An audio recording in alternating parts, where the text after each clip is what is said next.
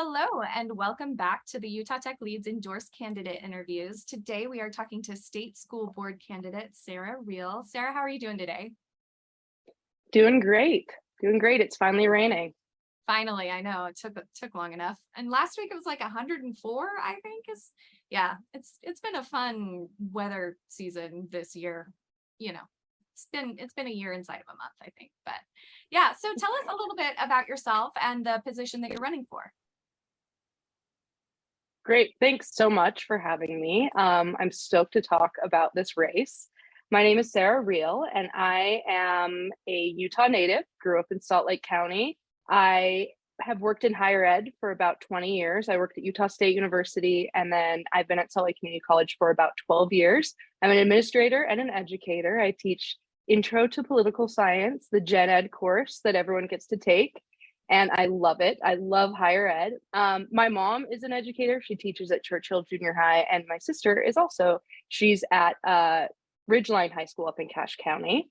And I am passionate about two things, education and public lands. And I'm stoked for the opportunity to run for the State Board of Education right now.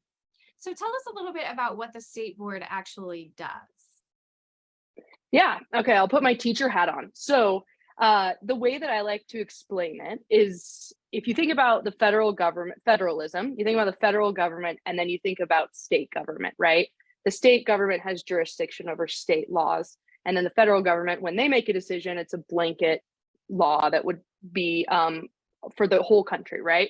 So the local school board, so like Salt Lake City School District School Boards, Granite School Board, Murray School Board, they have jurisdiction to make policies and guidelines for their school districts. And then the State Board of Education, there's 15 members on the board, and it covers the entire state. When they make policies and guidelines for within that board, it blankets for every K through 12 public and charter school in the state. So what kind of decisions more recently have been made at the state school board level that some of our viewers might be aware of?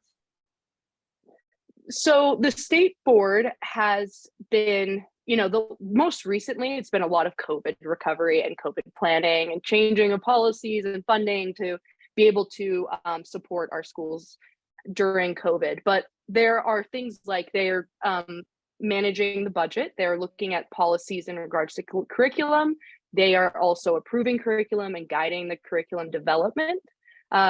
Recently, just as of last week, they had a new policy that they added to include a parent that reflects the community on their curriculum standards and kind of choosing what content, books, and videos are seen in the classrooms. So one thing that's I think that people don't quite understand about curriculum is that everything that a teacher plans throughout the semester to teach their students, that has already been planned and approved by committees and councils and districts and the State Board of Education.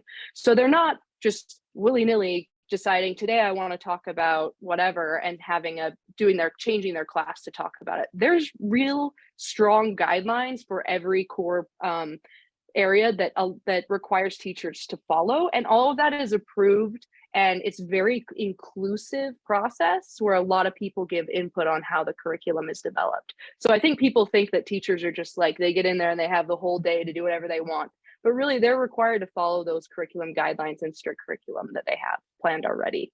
Yeah, and I think your description of the federal to state policymaking is pretty impressive, considering our teachers do have to follow a lot of guidelines very, very carefully. Yeah, and that's honestly why I'm running. I had my sister who teaches, she's incredible. She teaches high school and she teaches English and ELL, and she does a lot of work on inclusivity and trying to promote like this changing demographic that we're seeing in Utah. She's trying to make sure that we're really providing access for all students. She's done amazing work to help a lot of different populations up in Cache County. And she called me last year during the legislative session and told me that she just doesn't know if she can do this anymore. And my heart broke. And then I told her, it's too bad. You have to do this. We need you. And I realized that the one thing that really troubles me is that we're not trusting our teachers. We're not trusting these trained professionals that work so hard for their students, that care so much about what they're teaching. And I don't think that's okay. I think we need to trust our educators. I think we need to give them support, because when we support our teachers, we're supporting our students. And we are, with a shortage of teachers and support staff in our schools, we need to, this is the time where we need to rally behind our teachers and tell them how much we appreciate them and how grateful we are for them for what they're doing to shape our students, instead of trying to ask for more transparency and stricter guidelines. We need to give teachers the respect they deserve. They're professionals, right? I can't imagine if someone wanted to have more transparency and have a video in my office or know every email I sent. And that's what we're kind of asking teachers to do. And it's really offensive to these teachers to not trust them.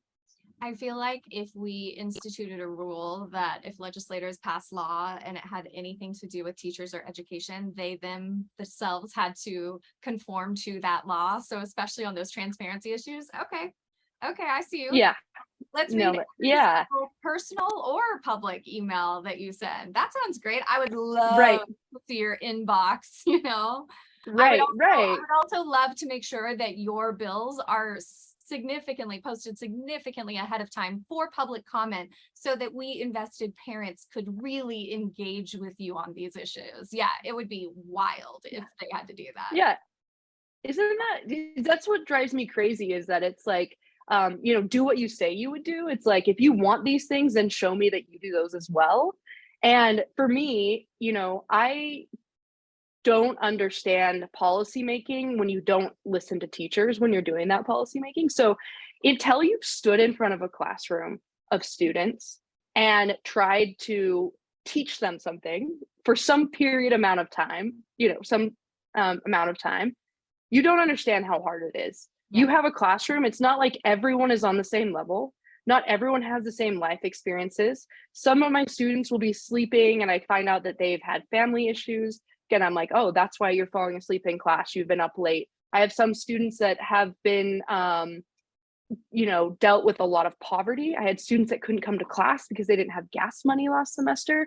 I mean, until you really understand that you're not just teaching a bunch of robots, these are human beings with all different needs and different levels of, education where they come from. It's really hard for me to say, like, oh, I know what teachers need, when you've never stood in front of a classroom of individuals and tried to support them in the way that they need it. And the state school board has caught some heat for a very particular member, which we do not need to name to, up her Google stats by any means. But do you think that your perspective, coming from a family of educators and being an educator yourself, can kind of counteract some of that negativity on the board? Yeah, in fact, I think that I bring a really unique voice to the State Board of Education. I'm gay and I'm an educator, and this isn't a policy plan, but I plan on amplifying the voices that need to be amplified and may not have that support. I really want to make sure that I have a voice for those who really need it right now. We have the highest teen suicide rate in the country. We have students who are struggling with a lot of different issues and needs. And the extremists, these groups that are trying to fight against our teachers and our school boards, they aren't taking into the things that they're screaming about are not helping our students. In fact, they're hurting them. And so for me, I really want to be that voice. And I want to make sure that education progresses in Utah. We have a changing population. We have completely different needs than we had when I was in public school in Utah. And we need to adapt and change to support parents who may not speak English, to strengthen the P20 pipeline, getting students into higher education, the changing and innovating the things that we do in the classroom, adding more technology, different programming. There is so much we can do. And I really hope to be a voice for that progress on the State Board of Education. Absolutely. I know from our perspective, we would really like coding to be taught at age appropriate levels, but in every single year, a little bit more knowledge, maybe like a language kind of a thing.